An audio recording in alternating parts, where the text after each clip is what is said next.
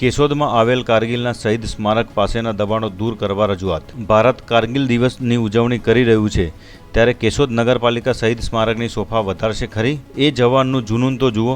સેનામાં 9 વખત નાપાસ થવા છતાં હાર ન માની અંતે સેનામાં જોડાઈ શહાદત મેળવી। શહીદ હરેન્દ્રગીરી ગોસ્વામીની શહાદત દેશ સેવાને કેશોદ વાસીઓ કરે છે યાદ। વર્ષ 1999માં થયેલી ભારત પાકિસ્તાન વચ્ચેની કારગિલ લડાઈમાં જૂનાગઢ જિલ્લાના કેશોદ તાલુકાના કોયલાણા ગામના સૈનિક હરેન્દ્રગીરી ગોસ્વામી માતૃભૂમિની રક્ષા કરતા યુદ્ધમાં શહીદ થયા હતા। ત્યારે દેશ સેવાની ખુમારી સાથે ભારતીય સૈન્યમાં જોડાનાર હરેન્દ્રગીરી ગોસ્વામીએ મા ભૌમના રક્ષણ કાજે શહીદ થવાનું બહુમાન મેળવ્યું છે, જે જૂનાગઢ જિલ્લાને આજે પણ ગૌરવવંતો બનાવી રહ્યું છે।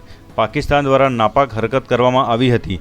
ભારતના સૌથી ઊંચા બારામુલા કારગિલ સરહદ પર ઘૂસણખોરીનો પ્રયાસ કર્યો હતો, જેને ભારતીય સેનાએ ખૂબ જ ગર્વથી પાકિસ્તાનના નાપાક ઈરાદાને નેસ્ત નાબૂદ કર્યો હતો।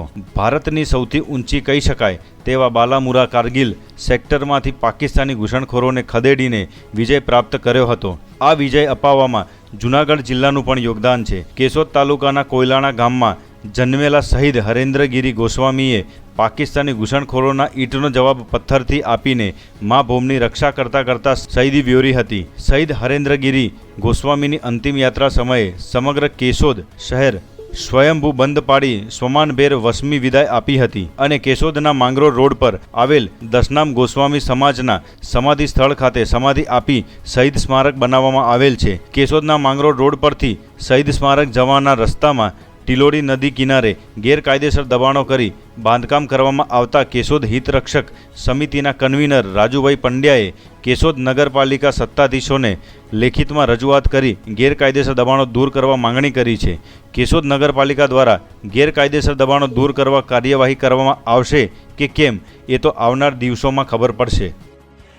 કેશોદ હિતરક્ષક સમિતિના કન્વીનર રાજુભાઈ પંડ્યા કેશોદ શહેરની અંદર કેશોદના પનોતા પુત્ર સ્વર્ગસ્થ હરેન્દ્રગીરી ગોસ્વામી 1999માં કારગિલની પાકિસ્તાન સાથે થયેલા યુદ્ધની અંદર શહીદી વહોરી હતી અને કેશોદ અને જૂનાગઢ જિલ્લાના સમગ્ર સૌરાષ્ટ્રને ગૌરવ અપાવ્યું હતું। એ શહીદી વહોરનાર હરેન્દ્રગીરીનું જે સમાધિ સ્મારક આવેલું છે તે સમાધિ સ્મારકે જવા માટેના રસ્તાની અંદર ગેરકાયદેસર દબાણો કરી બાંધકામ કરવામાં આવેલા છે।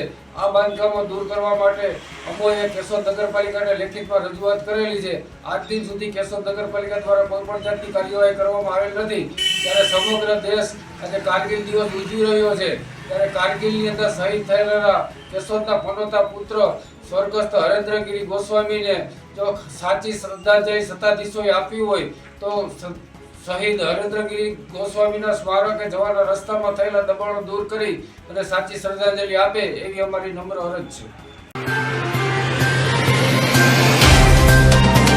तो व्हाट्सएप, ट्विटर, फेसबुक, इंस्टा जहाँ भी आपका अकाउंट है, इसे शेयर बटन के द्वारा वहाँ पर शेयर करें।